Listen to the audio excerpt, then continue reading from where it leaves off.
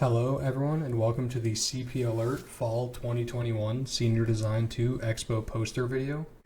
The CP Alert team developed and integrated a bearing condition monitoring system for the company Charlotte Pipe. Charlotte Pipe manufactures iron pipe, and there are multiple bearings throughout the factory that fail unpredictably, and Charlotte Pipe's current method of monitoring the bearings is not sufficient in preventing expensive and unplanned downtime. Our objective is to develop and integrate a system to monitor and report the health of bearings within Charlotte Pipe's facilities, with the primary goal of preventing machine downtime. Our deliverables are the system to monitor the data, the configuration of the system, any software that is required to interface with the system, and a method to visualize the data.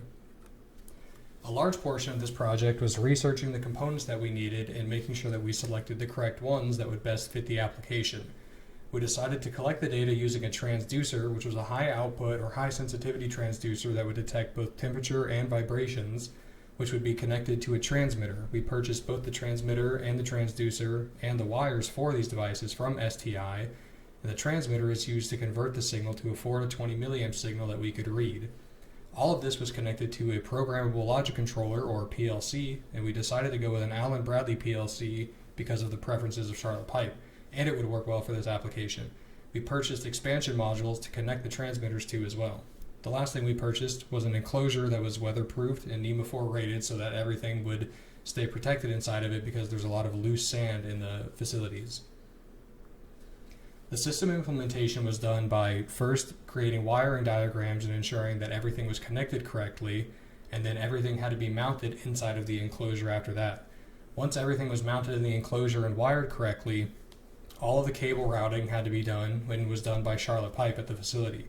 Charlotte Pipe also handled all of the mounting of the transducers as well, which can be seen in the bottom left pictures where the transducers are mounted onto the bearings that are being monitored.